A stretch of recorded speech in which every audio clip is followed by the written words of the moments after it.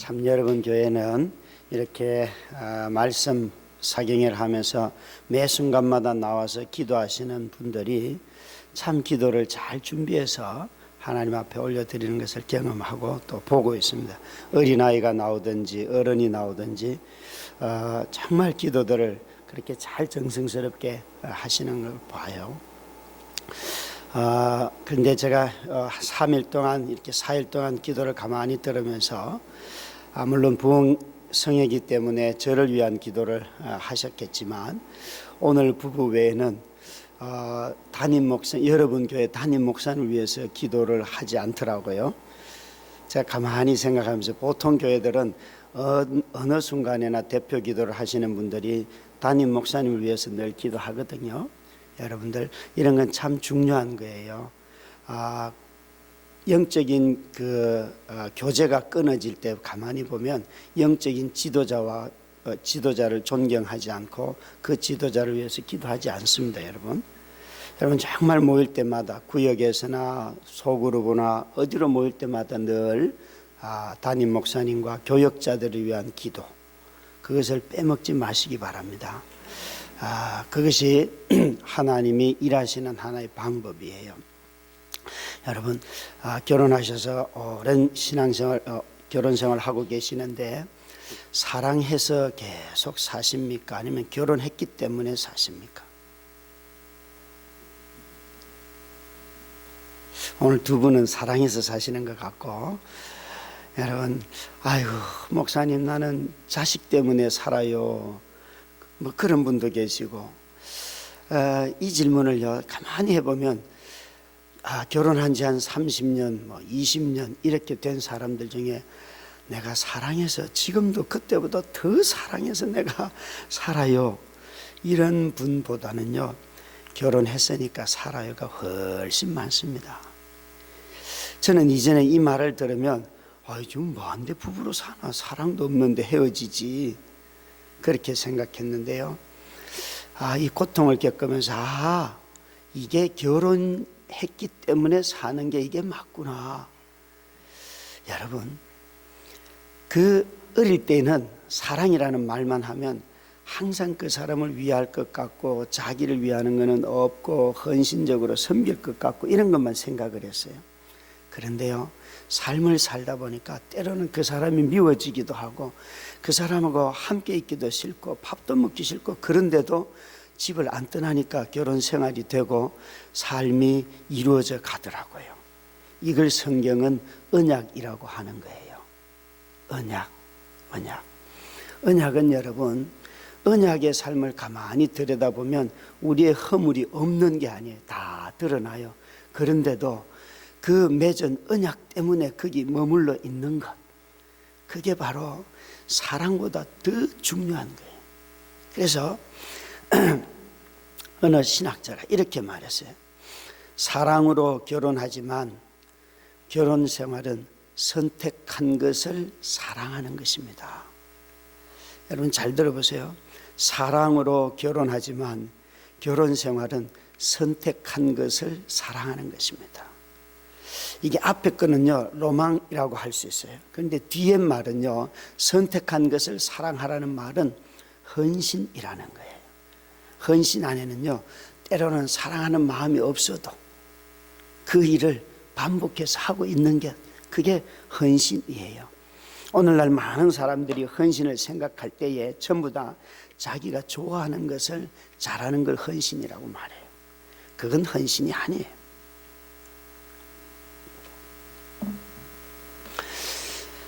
고난이 찾아오면요 전도서 말씀처럼 사람들은 다 생각하는 철학자가 됩니다.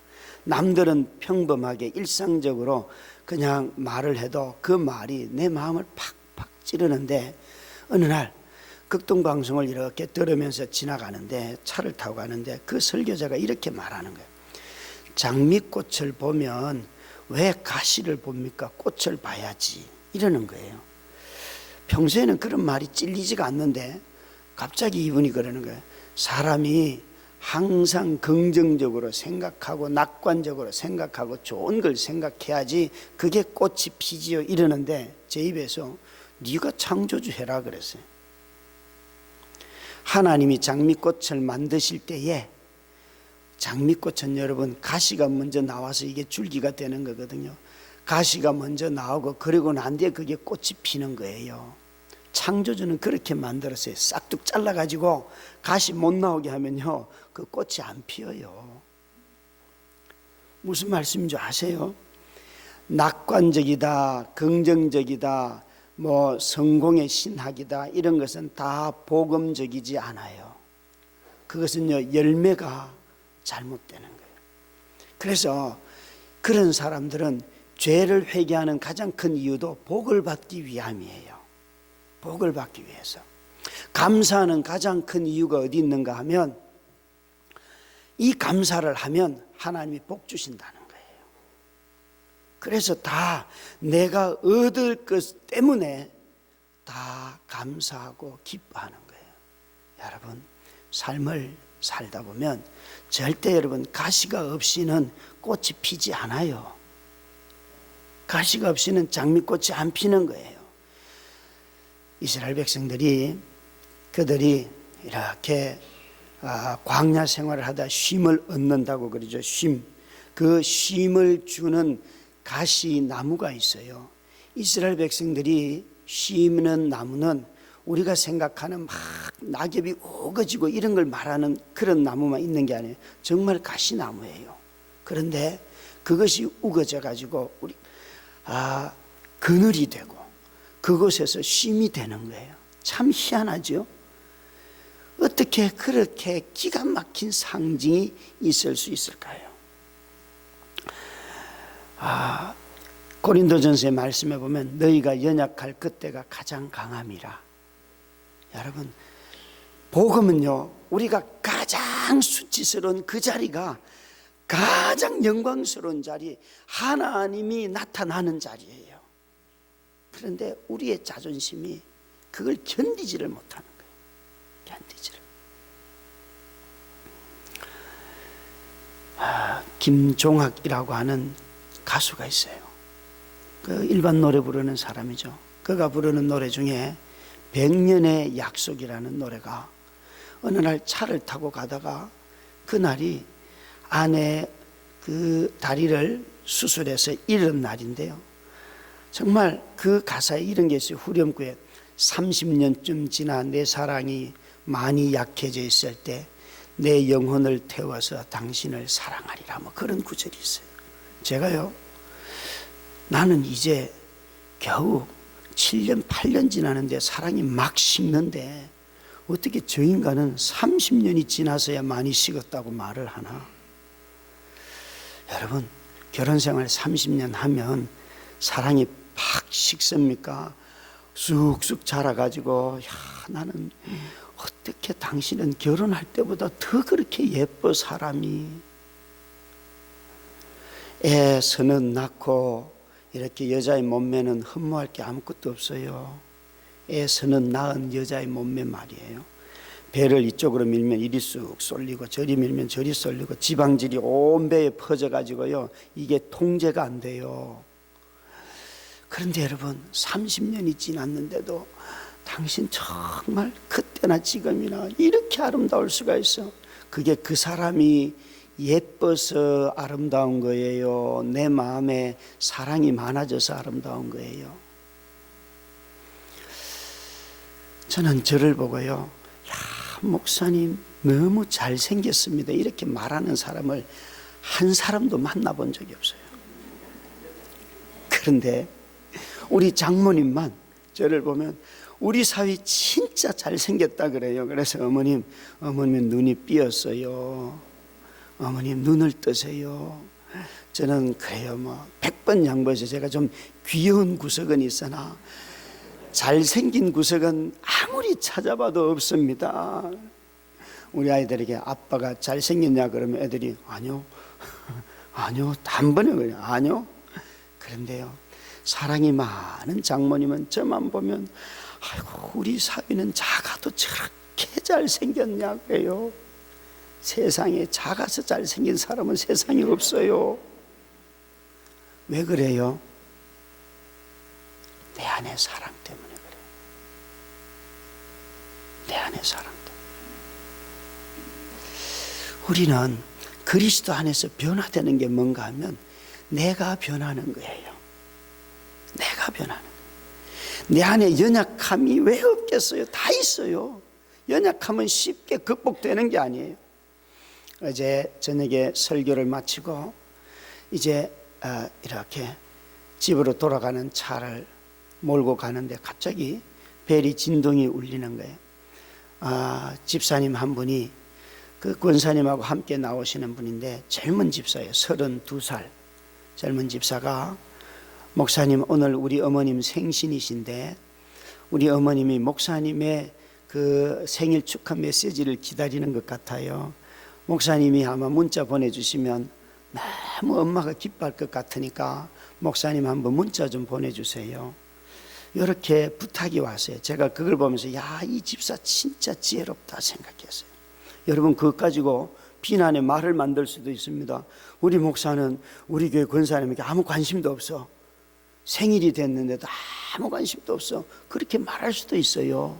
그런데요, 문자를 저한테 보내서 이렇게 하시면 우리 엄마가 참 기뻐할 것 같아요. 목사님 혹시 시간이 되시면 꼭 한번 보내주세요. 그게 벌써 10시가 넘었는데도 제가 그걸 보면서 얘들이 나의 연약함을 안다. 저는요, 결혼할 때 아내를 만난 날짜를 기억하기 위해 가지고 보통 숫자가 너무 약해요. 아내와 결혼한 것도요 11월 11일인데 그렇게 11월 11일 날 결혼한 이유는 제 평생의 모든 학교 번호는 다 1번이에요. 그래서 내 키는 1번이다 이건데 결혼 생활에 11 4개 딱 해놓으면 안 있겠구나 싶어서 11월 11일 날 결혼했고요. 아내를 만난 첫날도 제 생일이 10월 13일인데 10월 12일 날 만났어요. 내가 태어나기 바로 전날. 그래서 저는 결혼한 날짜와 아내 만난 첫 번째 날짜를 잊지 않아요. 얼마나 숫자에 약하면요. 그랬는데 그러니까 남의 남의 생일 아무것도 기억 못해요. 그런데 그 젊은 집사가 그렇게 지혜롭게 했어요. 문자를 보냈더니만요, 바로 권사님이 그 10시 반이 다 돼가는데 답장이 왔어요. 목사님 맞으세요. 너무나 기쁘고 즐겁고, 목사님 너무 감사합니다. 생일을 기억해 주셔서. 제가 기억한 게 아니에요. 기억하도록 도와주셨어요. 여러분, 우리가 한 몸을 이루었다. 오늘 부부가 이렇게 기도했는데 맞아요. 여러분, 기도를 주고받으면서 하듯이 한 몸, 부부는 둘이지만 하나잖아요. 그죠? 이 둘이 하나가 되는데 꼭 필요한 것이 나는 죽는 거예요. 저 사람이 잘하도록 자꾸 말하는 것이 아니고 저 사람이 못하는 것은 내가 채워줘야 되기 때문에 하나님이 둘을 하나로 만들었어요. 왜 자꾸 부부 이야기를 하는가 하면 싱글도 많은 이 시대에 자꾸 부부 이야기를 하는 이유는 하나님이 창조하신 뒤에 만든 기관은 가정이에요. 창조를 가장 잘 드러내는 것은 가정이고 오순절 성령이 역사하고 난 뒤에 만들어진 것은 교회예요. 그래서 하나님이 첫 번째 창조의 결과로 가정이고 두 번째 창조의 영으로 오신 성령께서 만든 것이 교회인데, 이 창조의 영이신 두 분 하나님께서 만든 기관은 그 운영하는 원리가 똑같은 거예요. 그래서 가정의 부부를 이야기하다 보면 교회 성도의 삶을 다 똑같은 거예요. 그래서 사도 바울이 이 비밀이 크도다 내가 교회와 그리스도에 대해서 말하노라 라고 하는 말씀의 구절의 시작은 아내들이여 남편에게 복종하라, 남편들이여 아내를 죽도록 사랑해라. 교회가 그리스도에게 복종하듯이 아내들은 남편에게 복종하고, 그리스도께서 교회를 사랑하듯이 남편들은 아내를 사랑하라는 거예요. 이게 여러분 보세요. 사도 바울이 비유를 할 때에 교회가 그리스도에게 어떻게 했다고요? 복종했어요. 초대교회는 그리스도에게 복종하기 위해서 그들이 죽었어요. 그래서 아내들이 화날 이유가 없어요. 우리한테는 왜 복종을 하고 남자들에게는 사랑을 얘기해요. 이건요, 교회가 그리스도에게 어떻게 했는가를 모델로 했기 때문에 복종을 얘기하는 거고요. 남편들을 향하여서는 교회가 그리스도 아니고 그리스도께서 교회를 어떻게 사랑했는가, 그리스도께서 교회를 어떻게 사랑했어요? 자기를 다 죽기까지 똑같은 말이에요. 똑같은 말이에요. 여러분, 남자들은요 그리스도의 사랑으로 아내를 사랑하래요. 그러면 여러분 이렇게 한번 물어볼까요? 역사적인 교회와 그리스도의 영원하신 그리스도와의 관계 속에서 그리스도가 교회를 사랑하는 것이 실패한 적이 있을까요? 없을까요? 그리스도께서 교회를 사랑한 것 실패한 적이 없어요. 영원히 단번에 온전히 사랑했어요. 그러면 거꾸로 역사적인 교회가 세워져 있는 현존하는 교회들이 그리스도를 사랑하는데 실패한 적이 있을까요? 없을까요? 많지요. 그래서 여러분,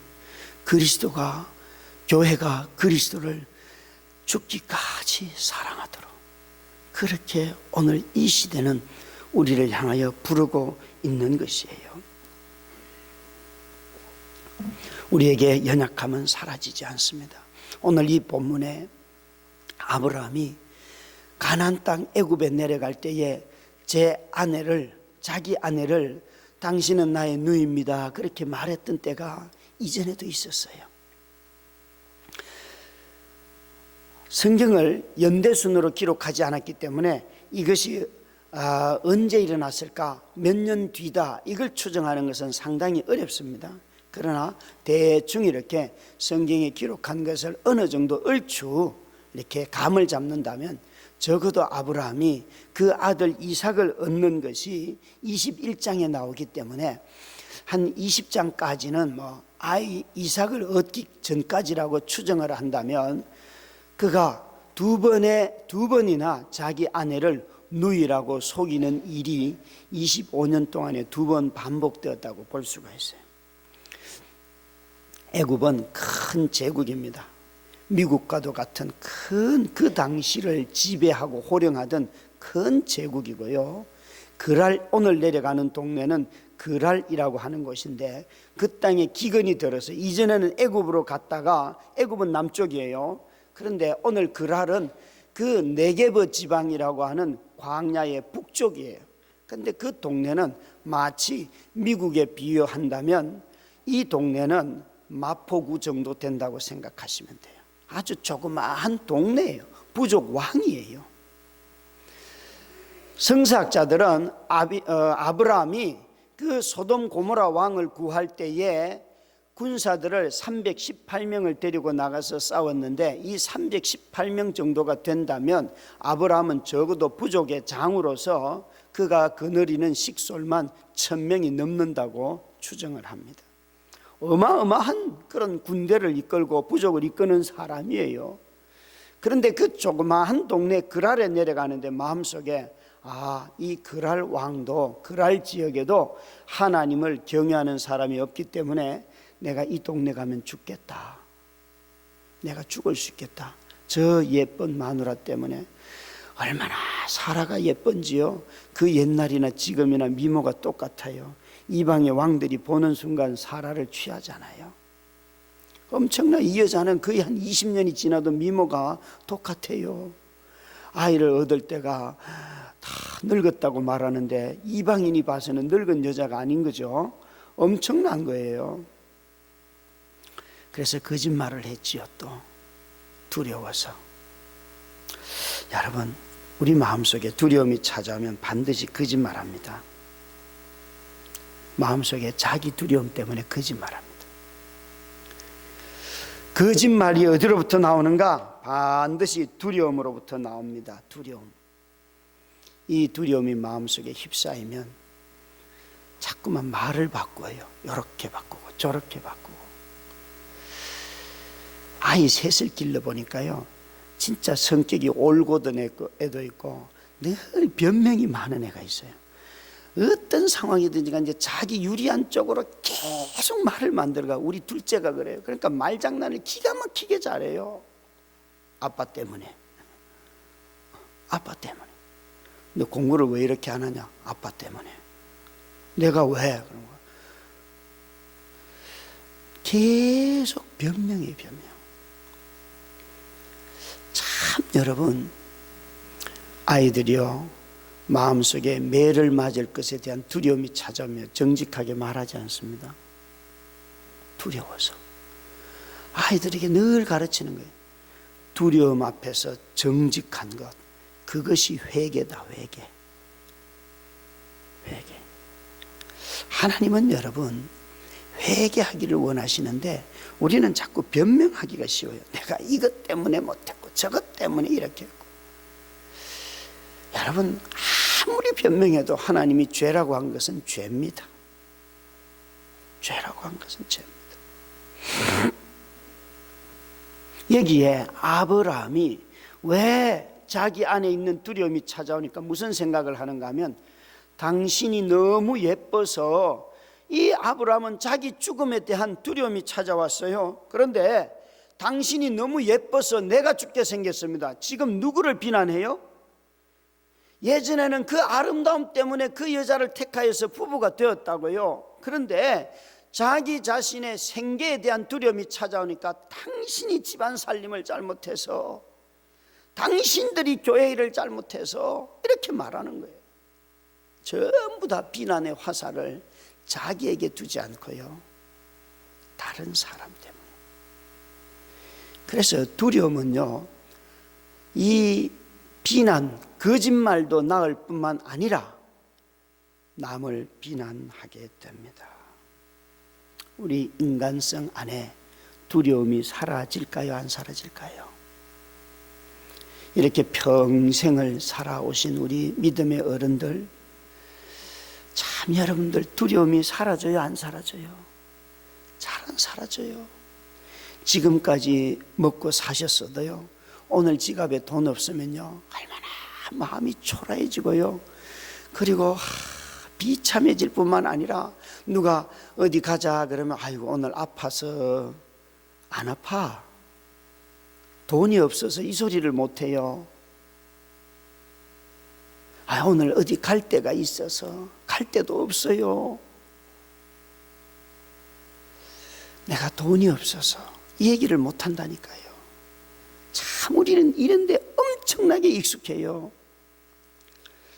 어느 날 제가 주례를 한 부부가, 그 아내가 여전도사님이었고 남편은 아주 어렵지만 성실하게 가정생활을 꾸리려고 애를 쓰는 형제였어요.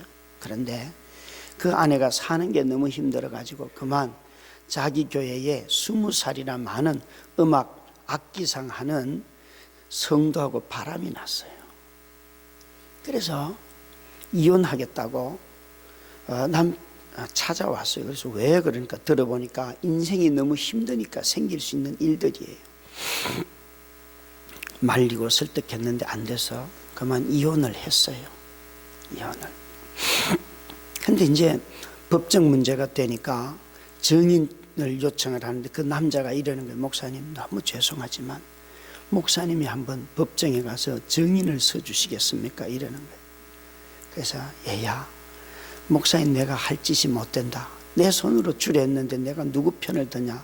그런데 가만히 앉아서 있는데요, 누가 옳은가 그런가는 명백하게 알겠어요. 누구로부터 잘못됐는지. 그래, 내가 그러면 간다. 그리고 법정에 증언하러 갔어요. 가니까 상대방은 안 나오고 그 남편이 나왔어요. 나오고 저 혼자만 증인으로 갔더라고요. 서류가요, 너무 간단한 그 거짓말로 이루어진 건데요, 서류도 필요 없는 정도예요. 그런데 서류가요 1500페이지예요. 그러면서 판사가 이렇게 말해요. 나도 이거 다 읽어봤는데 판사가 말하는 거예요. 그게 이렇게 돼 있다는 거예요. 우리는 성관계를 가진 게 아니고 주사기로, 자기들이 의사도 아닌데 주사기로 내 난자를 빼가지고 둘이 이런 걸 다 적어놨다는 거예요. 하여튼 아는 지식을 다 동원해가지고. 제가요, 이건 내가 모르는 세계가 진짜 많구나. 이거 내가 괜히 증인에 나왔다, 이 생각을 그때 했어요. 참 사람들이요, 거짓말을 해서 자기 변명하기 시작하면요 쌓이는 건 서류밖에 없어요. 다행히 그 판사가 잘 판단을 해줘서 나중에 위자료 문제나 이런 것이 잘 정리가 되었어요. 저는 그 자매를 미워하지 않아요. 인생을 살다 보면 어려울 때가 있을 수 있어요. 또 남자가 어떤 일로 잘못했을 수도 있어요. 그러나 다시 합하는 것이 그들 부부는 어려웠어요. 그런데 그렇게 인생을 어렵게 살던 그 형제가 장로님 아들이에요. 새 장가 가서 1년 뒤에 아이를 낳고 34세 죽은 우리 교회 그 집사예요. 제가 얼마나 첫 번째 장가 갈 때도 제가 줄였었고요. 두 번째 장가 갈 때도 제가 줄였고요. 아이 나왔다고 돌잔치 하고요. 돌잔치 할 때는 아빠가 없이 돌잔치를 했어요. 얼마나 마음이 아프든지, 얼마나 아프든지. 그 아내 된 여집사님이 목사님 이번 여름 수련회를 같이 가는데 우리 교회는요 어린아이까지 합쳐서 300명 넘는 310명 정도 모이는 교회예요. 어린아이들까지 합쳐서 여름 수련회에 260명 가요. 저희들은 2박 3일 하거든요. 260명. 그런데 이러는 거예요. 그 여집사님이 목사님 나 이번 수련회 못 가요. 왜? 그러니까 수련회 가면 전부 다 남편들이 애 안고 다 다닐 텐데 나는 그거 보면 내 남편 생각나서 거기 가 있을 수가 없어. 얼마나 아픕니까 여러분. 그 상처가 그냥 그대로 드러나는 거잖아요. 그래 맞다. 그리고 마음이 아파서 막 설득도 못 하겠더라고요. 그런데 그 소그룹에 있는 여집사님들 남자 집사님들이 막 작전을 짜는 거예요. 오늘은 누가 보고 애들 우리가 앉지 말자, 우리 애는 우리가 앉지 말자, 저 집애를 어떻게 돌려가면서 앉자, 막 작전을 막 짰어요. 그래도 이 자매의 마음이, 여집사님 마음이 열리지가 않아요. 그런데 그 이야기를 그 동생과 함께 사는 언니네 가족이 들었어요. 그 언니네 가족이 예수를 잘 믿어요. 한참 듣더니만 목사님 뭘 일을 그렇게 복잡하게 해요. 그냥 우리 식구가 다 가면 되는 거 아니에요? 이들은 용인에 살아요. 용인에. 그런데 이 조카하고 우리 자녀들하고 우리 식구 다 가면 다 해결될 걸 뭘 그렇게 복잡해요. 그러면서요 그 언니네 부부는 우리 교회 나오는 분들이 아닌데 여름 수련회 등록을 다 해버렸어요. 하고는 와서 같이 여름 수련하고 은혜 다 같이 받더니만 목사님 저 이 교회 나오면 안 됩니까? 이러는 거예요. 그래서 너 용인인데 왜 여기 오냐? 너희 집 앞에 있는 교회 가. 그러니까 아니 다른 성도들은 다 우리 교회 오라고 말하고 다 동의하는데 왜 목사님만 오지 말라 그래요? 그러는 거예요. 너 매주일 올 수 있냐? 그러니까 오겠습니다. 그리고는요 그 동생과 함께 매주 교회를 와요. 매주. 저는요 그 언니도 대단하지만 그 형부가 참 대단해요. 그 아픈 정말 그 처제의 마음을 그렇게 감싸주려고 애를 쓰는 걸 보니까 너무너무 감사하고 고맙고 그래요. 여러분 정말 부부도 허물이 많은 거 부족한 거 감싸주세요. 감싸주세요. 주님은 나의 피난처라고 하는 코리 텐붐이라고 하는 여사가 쓴 책이 있어요. 이 여사는 폴란드 출신이고 그는 2차 세계대전 때 이 포로 수용소에 끌려가서 성폭행도 당하고 자매가 둘 다 성폭행을 당했어요. 그러나 그가 예수 그리스도를 영접하고 변화되어서 원수를 사랑하십시오 그렇게 말하면서 전 세계를 다니면서 그렇게 복음을 전하는 귀한 사역자가 됐죠. 어느 날 자기가 어느 집회에서 폴란드의 어느 집회에서 집회를 하고 있는데 원수를 사랑하십시오 그렇게 설교를 열심히 했어요. 그런데 저 뒤에 앉아있던 키가 건장한 할아버지가 그 말씀을 들으면서 그렇게 울고 그러더래요. 설교가 다 끝나고 난 뒤에 앞에 서서 이제 한 사람 한 사람 나가면서 인사를 하는데 그분이 딱 일어나서 걸어 나오는데 얼굴을 보니까 자기를 성폭행했고 고문했던 SS 친위 대원이었던 그 사람이 걸어 나오는 거예요. 그런데 그 사람은 자기가 누구인지를 모르는데 자기는 아는 거예요. 그날의 설교의 주제가 원수를 사랑하라. 우리의 허물과 죄는 동이 서에서 먼 것처럼 하나님께서 그렇게 다 옮기셨다. 그렇게 말씀을 열심히 전했는데 자기를 성폭행하고 고문했던 그 SS 친위대원이 저 뒤에서 앞으로 이렇게 걸어 나오는데 나오기 전부터 벌써 손을 내밀고 싶지 않은 거예요. 정말 막 손이 부들부들 떨리고 온몸이 떨리고 정말 분노가 일어나고 그 시간들을 짧지만 온갖 아픔이 다 살아나는데 도저히 이 말씀에 순종할 수가 없는 거예요.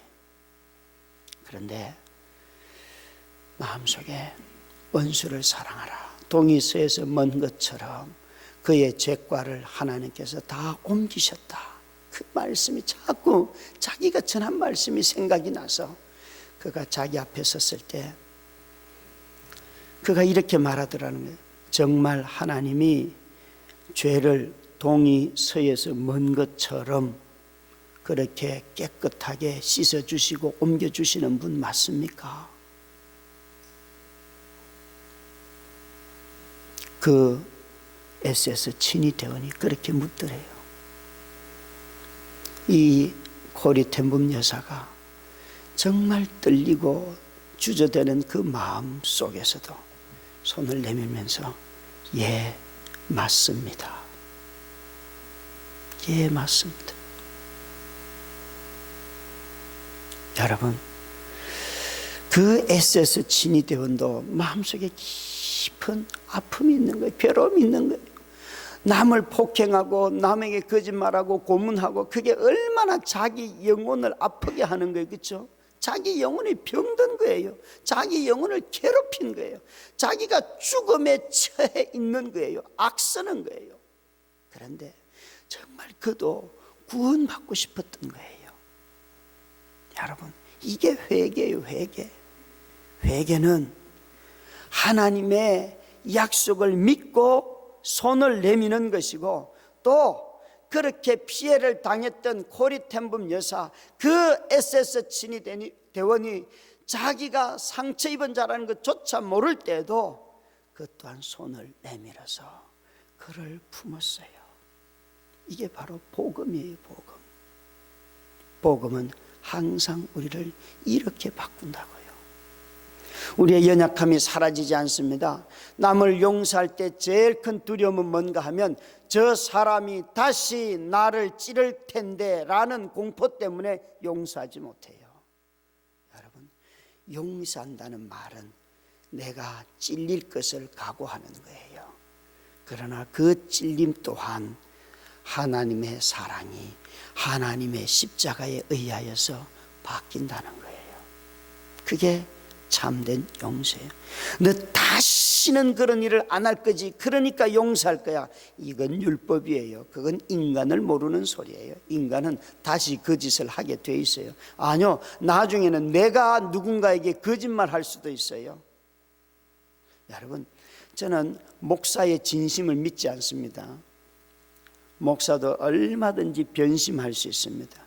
교회는 목사의 진심 위에 세우는 것이 교회가 아니고 십자가 위에, 매일매일 나를 못 박는 십자가 위에 교회를 세우는 거예요. 당회원들의 진심 위에 교회는 절대 세워지지 않아요. 오늘 진심이었다고도 내일 친구가 원수가 될 수 있어요. 사람의 마음은 변해요. 그러나 나의 성품과 나의 삶을 십자가에 못 박을 때 그 당회를 통하여서 교회는 세워져요. 그 권사회와 그 장로님들, 그 집사님들, 그 성도들 통하여서 교회는 세워져요. 여러분, 정말 놀라운 영적인 진리예요. 아브라함의 진짜 문제는 자기 안에 있는 두려움인데 그 두려움의 문제가 어디로부터 왔는가? 이 그랄에는 11절 말씀에 보시면 아브라함이 이르되 이곳에서는 하나님을 두려워함이 없으니 내 안으로 말미암아 사람들이 나를 죽일까 생각하였으며, 아브라함이 생각할 때 이 조그마한 동네 그랄에서 하나님을 경외하는 자는 없을 거야. 그러니까 난 죽을 거야. 여러분, 하나님 안 계시는 곳이 있어요, 없어요? 없어요, 여러분. 교회 안에도 하나님 계시고요, 세상 법정 속에도 하나님 계시고요, 여러분 집에도 하나님 계시고요, 여러분 직장에도 하나님 계시고요, 여러분 몰래 어디 화장실 가서 숨어 있어도 하나님 계시고요, 저 산골 깊은 절간에 숨어 있어도 그 절 속에도 하나님 계시고요, 그렇죠? 바다 깊은 곳에서 하나님 계세요. 자, 팽목항을 방문한 적이 있어요. 올 4월에 지역에 있는 목사님들 5분하고 함께 팽목항에 갔어요. 그 바다를 보면서 울면서, 하나님, 여기 304명이 죽을 때 하나님 어디 계셨어? 하나님, 이 아이들을 구해주셔야지. 하나님 어디 계셨어요? 그러니까요, 병년아, 나는 저 바닷속도 내가 만들었어. 그게 무슨 말이에요? 그 죽음의 자리에 하나님 함께 계셨다는 거예요. 그 음성 듣고 얼마나 울었는지요. 아무도 갈 수 없는 죽음의 자리에 화장터에 가서 성도들을 화장할 때요, 아무리 사랑하는 사람도 불구덩이에 나 저기 들어갈 거야 뛰어드는 사람 본 적이 없어요. 여러분, 말로는 사랑하지만 불구덩이가 두려워서 우리 못 뛰어들어요. 그런데 그 불구덩이 속에 함께 계시는 분이 누구예요? 죽음의 자리에서 언제나 함께 하시는 분 누구예요? 예수 그리스도밖에 없어요. 사망의 권세를 이기신 그분. 어떤 분이, 제가 이것을 어디다 글을 썼더니만, 그러니까 목사님 이제는 세월호 얘기도 하지 마세요. 하나님 그 계셨다고 말했잖아요. 아니요, 하나님이 거기 계셨기 때문에 아파하는 사람들을 위로하고 아파하는 사람들을 설득하고. 여러분, 세월호 유가족 중에 그 아이들의 부모 중에 304명이니까 곱하기 하면 여러분 그 부모들이 뭐 몇 명인지 대충 아시겠죠? 그 중에 75명이 크리스찬이었어요. 크리스찬이에요. 그런데 1년이 지난 뒤에 그 중에 65명이 교회 떠났어요. 왠 줄 알아요? 광화문에서 시위하면 저 빨갱이들이 되려고 하나, 왜 반정부 운동을 하나, 그렇게 하면 사탄이 하는 짓이다, 이 얘기를요 자기 교회 목사님들과 성도들과 교역자들이 전화를 한대요. 그러면 이분들은 내가 자식 죽어서 자식 죽은 원인을 밝혀달라고 말하는데, 나보고 그렇게 말하면 내가 그 교회를 어떻게 갑니까?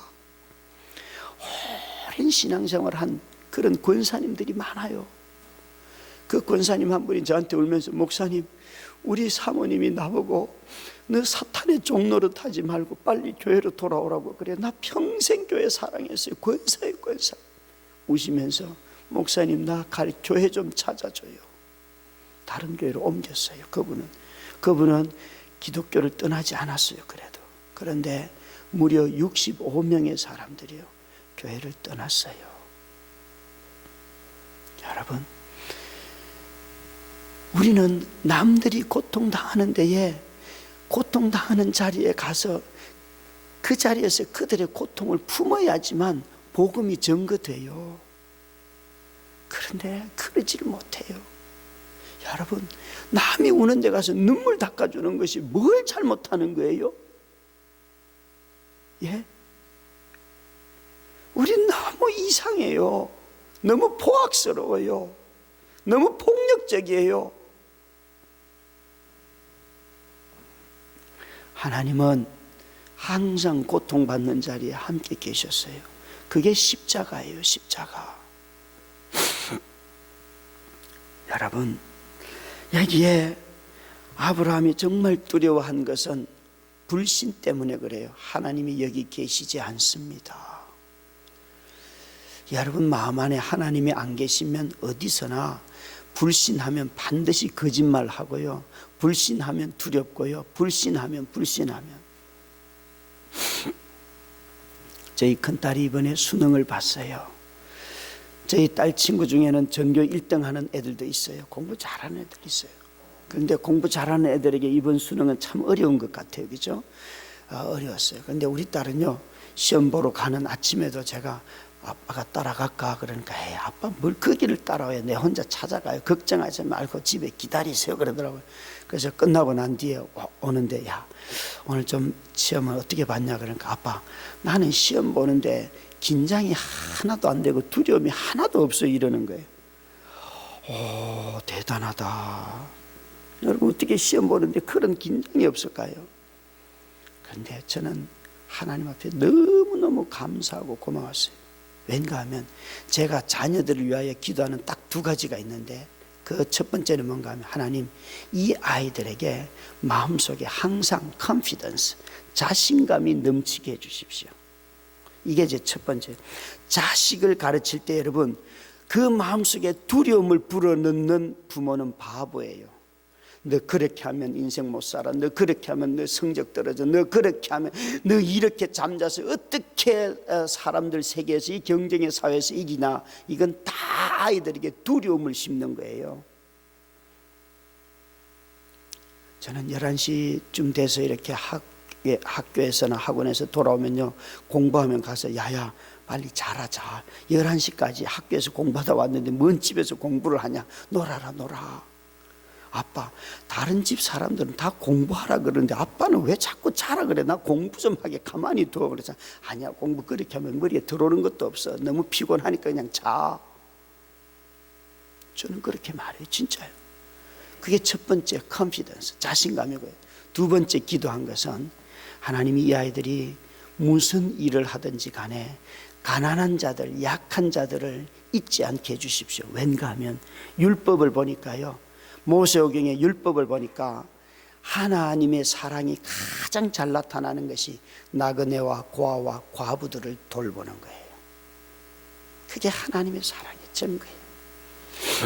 우리 아이들이요, 진짜 놀아도 어쩌면 그렇게 배고픈 아이들하고만 노는지, 뭐 용돈을 주면요, 교회까지 오기 전에 용돈이 다 없어져요. 뭘 그렇게 사주는지 희한합니다, 여러분. 기도한 대로 아이들이 그런 면에서 이루어져. 하나님이 이런 거는 들어주시는데 우리 아이 1등하게 해주세요, 이런 거는 저는 안 들어주시더라고요. 저는 이 아이가 마음에 두려움이 없다는 게 너무 기쁘고 감사해요. 그런데 시험을 잘 봤어요.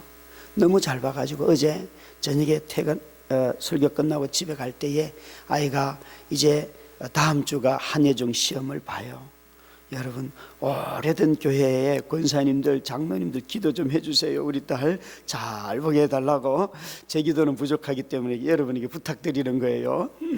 근데 그 딸을 중간에서 만나서 태우고 들어가는데 친구하고 둘이 이렇게 와요. 그래서 제가 어제 저녁에 가서 뭐 맛있는 거 사주면서, 야, 너희들 수고한다. 그러니까 자기들끼리 주고받는 대화가 이런 거예요.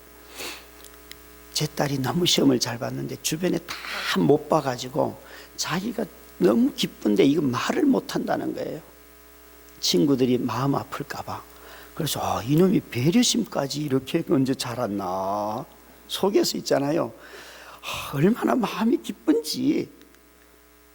여러분, 마음속에 두려움이 없는 것, 그것이 어디로부터 온다고요? 하나님이 계시는 것. 그래서 우리 딸의 그 친구를 집에 데려다 주고 딸과 함께 집에 돌아오는데 제가 이렇게 물었어요. 이번 돌아오는 주일날 시험을 본대요. 그래서 야, 주일날 시험을 보면 너 그거 하나님 경외하는 거 아니야? 그랬어요. 학교 시험이 아니고 학원에서 주일날 한예종 가는 사람들 모아놓고 시험을 본대요. 그래서 제가 야, 주일날은 가는 거 아니야. 그러니까 아빠 나도 알아. 그러니까 오늘 선생님한테 전화해가지고 학원 시험이니까 다른 수가 있는지 한번 알아볼게. 딸 입에서 그렇게 얘기가 나와요. 하나님이 최고 중요하지. 이러는데요, 제가요 저녁에 설교에도 성도님들의 반응에도 은혜 받았지만 집에 돌아가는 그 한마디에 마음이 너무 뿌듯해가지고, 이 딸의 믿음이 확실하구나 이거. 여러분, 그 아이의 마음속에 자신감이 있는 거예요. 여러분, 하나님을 경외하면 두려움이 없어져요. 오직 어떤 것만 두려워해요? 하나님만 두려워해요. 그런데 오늘 본문에 아브라함이 꼭 잘못했는데 기도를 통하여서 능력이, 하나님의 능력이 아브라함을 통하여 나타나지요. 그렇죠? 이게 가장 중요한 거예요. 우리는 여러분 잘못할 수 있어요. 죄를 범할 수 있어요. 거짓말할 수 있어요. 그래서 나중에 이 아비멜렉에게 엄청난 수치를 당하지요. 예, 그런 수치를 당해도 불구하고 아비멜렉 가문의 태가 닫힌 이유는 하나님의 언약 때문에 그래요. 하나님은 이 세상을 살릴 때에 세상의 도덕 가지고 세상을 살리려고 한 것이 아니에요. 하나님의 백성들의 중보자적인 삶, 예수 그리스도의 중보자적인 죽음을 통하여서 세상을 살리려고 했어요. 여기에 있는 언약은 그거예요.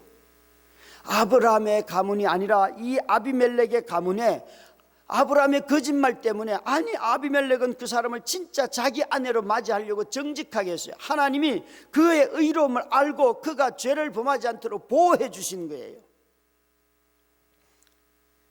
아브라함이 잘못했는데도 기도를 아브라함이 하니까 그 집에 애가 나왔다는 거예요. 여러분, 성도의 위대함은 여기에 있어요. 우리 자신의 허물이 없기 때문이 아니라 우리 안에 하나님과 맺은 언약 때문에 우리는 귀한 존재예요. 이 언약은요, 도덕과 다른데, 도덕은 착하게 살아라, 거짓말하지 말아라, 그렇게 말해도 다 거짓말하고요, 다 악하게 살고 그거 절대 못 바꿔요, 도덕은. 그런데 언약은요, 하나님이 우리 안에 계셔서 우리를 그 말대로 살아갈 수 있도록 변화시켜요. 그래서 하나님과 언약을 맺은 사람은 변화되게 돼 있어요. 오늘 저녁에 마지막으로 그 말씀을 전할 거예요. 하나님을 경외하는 자, 아낌없이 하나님을 사랑하는 자, 그 말씀을 전할 터인데, 오늘 아침에 이 말씀은 우리의 연약함이, 때로는 거짓말을 할 만큼 깊은 불신이 있는 우리에게조차도 하나님은 그 신실하심을 드러내신다는 거예요. 여러분, 우리의 가능성을 우리 안에서 찾지 마시고 하나님과 맺은 언약 안에서 찾는 저와 여러분 다 되시기를 주의 이름으로 축원합니다. 기도하십시다. 하나님 아버지, 오늘도 우리를 언약 안으로 초대하시고 언약 안에서 붙들어 주시고 언약으로 우리를 변화시키시는 하나님을 찬양합니다. 우리 입술에 거짓도 있고 우리 마음에 불신도 있고 우리 마음에 두려움도 있사오나 주님은 우리에게 이 모든 것 허물이 드러남에도 불구하고 항상 함께 하시고 우리의 기도를 들으시는 그 하나님을 찬양합니다. 오늘 모든 당회원들의 기도를 들어주시고 모든 권사님들, 집사님들의 기도를 들어 응답하여 주시옵소서. 예수님 이름으로 기도드렸습니다. 예, 감사합니다. 이제 시작한 지가 얼마 되지 않은 것 같은데 오늘 저녁이 이제 마지막 시간입니다. 여러분 준비된 마음으로